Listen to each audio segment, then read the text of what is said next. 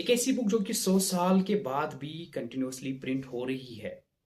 जी हाँ, मैं बात कर रहा हूँ the richest man in Babylon, जो कि लिखी है जॉर्ज एस क्लासन ने। और ये बुक जो है पर्सनल फाइनेंस एडवाइस देती है। और इस बुक में 7 ऐसे इंपॉर्टेंट लेसन्स हैं जो कि बहुत ज़्यादा इंपॉर्टेंट है। और last one is most important. पहला वन है कि आपके पास जितनी भी अर्निंग है उसमें से आपको 10% सेव करनी है कंटिन्यूअसली। अगर आपके जेब में 10 कॉइन्स है तो 9 आप एक्सपेंड कर सकते हो, लेकिन 1 कॉइन जो है वो आपको सेव करनी है। रिमेंबर, अभी आपको ये कम लग रहा होगा लेकिन फ्यूचर में ये एक बहुत बड़ा ट्रेजर बन जाएगा। सेकंड वन इज आपको अपने जो एक्सपेंसेस है या जो आपका एक्सपेंडिचर है उसको ऑलवेज मिनिमाइज करना है या उसको गार्ड करना है, उसको कॉन्शियसली जो है उसके बारे में सोचना होगा।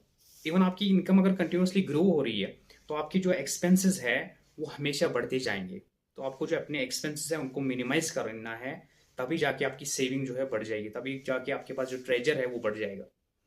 थर्ड वन इज आपके पास जो अब सेविंग का ट्रेजर आ गया तो उसको आपने कंपाउंड इन्वेस्टिंग में डालना है। अपने एक स्किल से देखनी है कि इसको मैं कैसे अपना गुलाम बना लूँ, यानी कि आपके पास जो मनी है उसको आप अपना क्या गुलाम कैसे बना लें, ना कि आप इसके गुलाम बन जाए। आपका जो पास जो आप सेविंग के थ्रू पैसा आ गया, आपके पास जो ट्रेजर है उसको आप कैसे अपने लिए काम करा रहे हैं, या उसके बच्चे होंगे, चिल्ड्रन, या उसके थ्रू आपको जो पैसा मिलेगा उसके उसको फिर से आप कैसे काम पे लगा रहे हैं। तो this is the most important. अब आपके पास जो ट्रेजर है उसको आपने बचाना है किससे? रिस्क से। इसको आपने गार्ड करना है रिस्क से।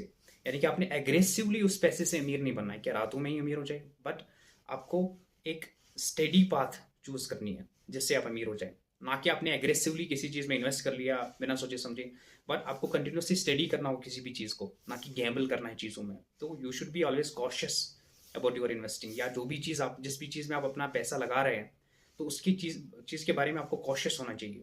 Better be cautious than to regret at the end. और उसके बाद उसका प्रिंसिपल ये है कि आपको एक आपके पास अब जब पैसा आ गया बहुत सारा तो आप एक घर जो है वो ओन करें।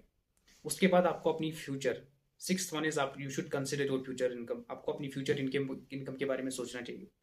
और वाइज, उसका कहना यही है कि वाइज पर्सन वही है जो कि अपनी फ्यूचर इनकम के बारे में सोचता है, ना कि वो जो कि अभी ही सारा खर्च कर देता है। चाहे वो आपके पेंशन के फॉर्म में हो, चाहे आप किसी भी रिटायरमेंट प्लान हो, या कोई भी चीज़ हो जो कि आपको फ्यूचर में काम आ सकती है एक इनकम के थ्रू। लास्ट, जो कि सबसे ज़्यादा इंपॉर्टेंट है, वो ये है कि आपको अपनी एबिलिटीज़ को कंटिन्यूसली ग्रो करना है ताकि आप जो है ज़्यादा से ज़्यादा कर्न करें।